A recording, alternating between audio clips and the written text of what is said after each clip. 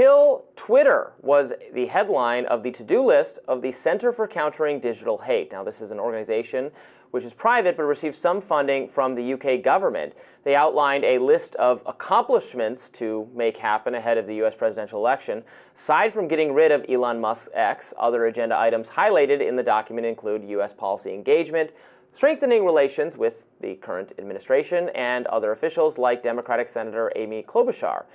CCDH's founder and British political operative Morgan McSweeney is advising the Kamala Harris campaign. A think tank associated with McSweeney's group is diving headfirst into U.S. politics, teaching Harris and Tim Walz election strategy. Here to elaborate on the findings is investigative journalist Paul Thacker. So I just want to make one correction to your intro. We don't really know that they're taking money directly from the British government.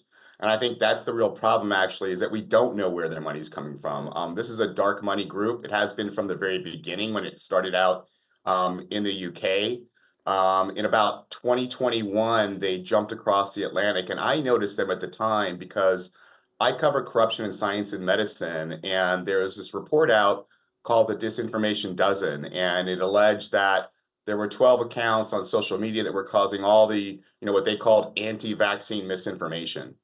We know now that that report was totally false. Several of the media outlets that wrote those articles back in 2021 have corrected them in recent months.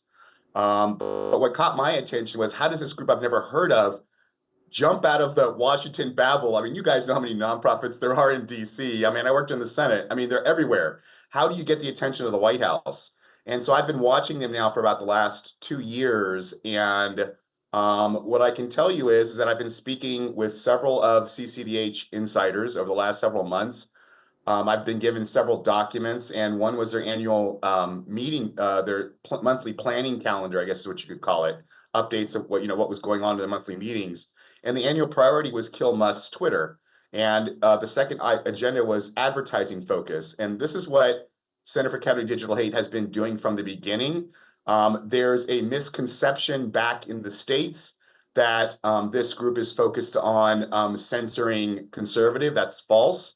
They are there to censor anyone who gets in the way of, at one point in time, the conservative arm of the Labour government, which is now in charge of back in England with Keir Starmer. And since they jumped across the pond, we don't really have a left in the United States, right? We've got like Bernie Sanders, we've got the Squad. And so they've been focused totally on attacking any kind of potential enemy or critic or competitor to the DNC. So this is involved from the beginning, mostly attacking RFK Jr. And then going after anything that stood in the way of Biden administration policies.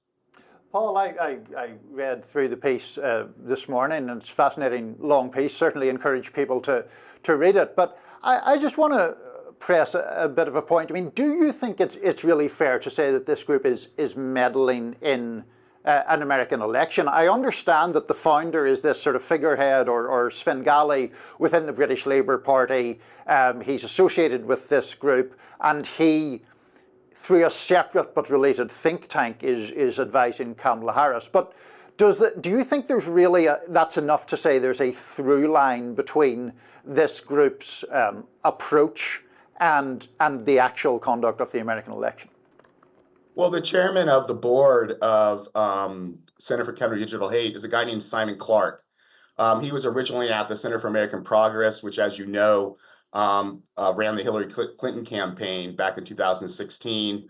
He's on a bunch of different groups that helped to push Biden's win in 2020. So I don't know. I mean, ask Simon Clark, I guess. Ask him, like, what's his agenda? But I right? guess, I guess, no, I'm sorry to cut across you. I mean, I guess my point is, like, we know and remember that back in, I guess, her primary campaign, Kamala Harris wanted or suggested that Donald Trump's account should be suspended from what was then Twitter. So, I mean, to me, it's not that surprising that she would have a more, whatever word you want to use, censorious attitude to social media anyway, regardless of what one thinks of the tactics of this particular group, no?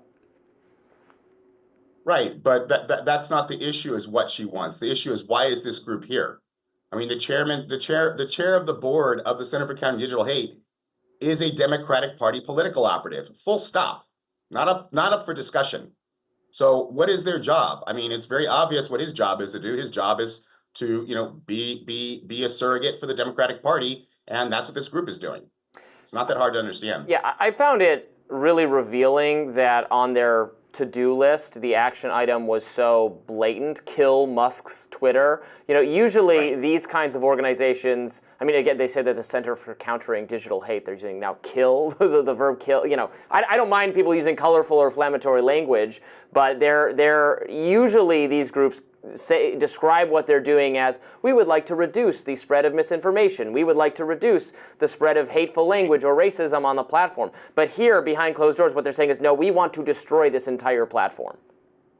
Right. There's not just that, but like the other sort of thing that you're hitting on is we hear it being called moderation. One of the action items, which you didn't report on because there's so much stuff in that one document, was to deplatform Libs of TikTok, which, as you know, Robbie, that the group that Chaya runs, which is very much understood as a conservative sort of messaging machine.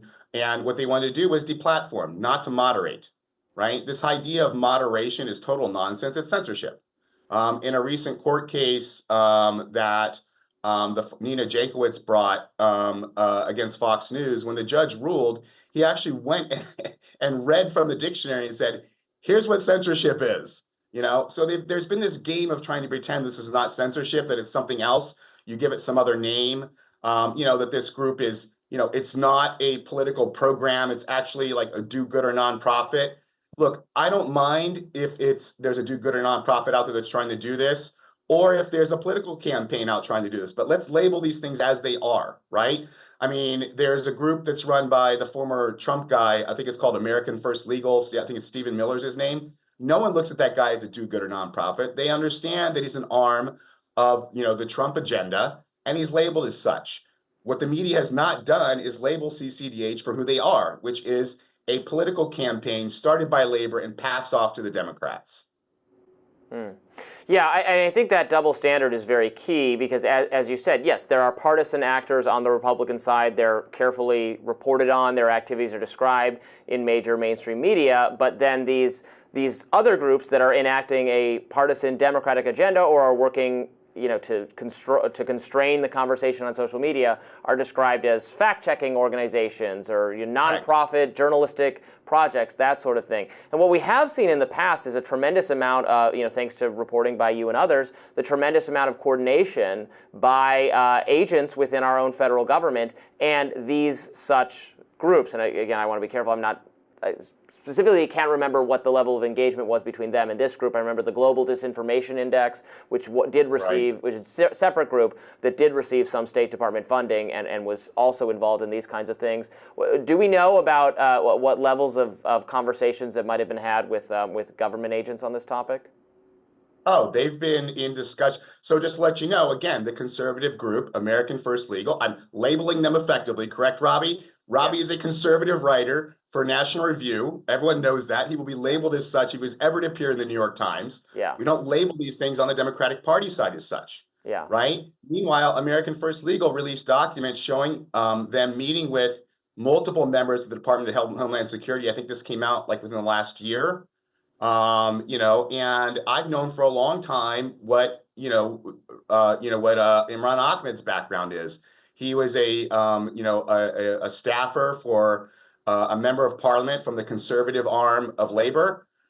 His head of research, Callum Hood, also worked for a conservative member of parliament, who then went on and worked directly with Boris Johnson. And I don't mind if these things happen, but we need to label them as such and explain to people what's going on and not create this Center for Countering Digital Hate, which is now being quoted all over the media as a fact-checking organization, as a group looking to fix hate. This is a group that has gone after, that has become an expert in anti-Semitism, Islamophobia, anti-vax information, disinformation, misinformation, election integrity.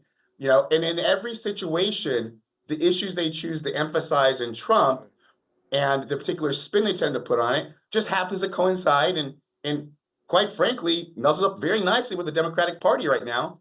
Yeah. Let's just call it what it is. Paul Thacker, thank you so much for joining us today. We really appreciate it.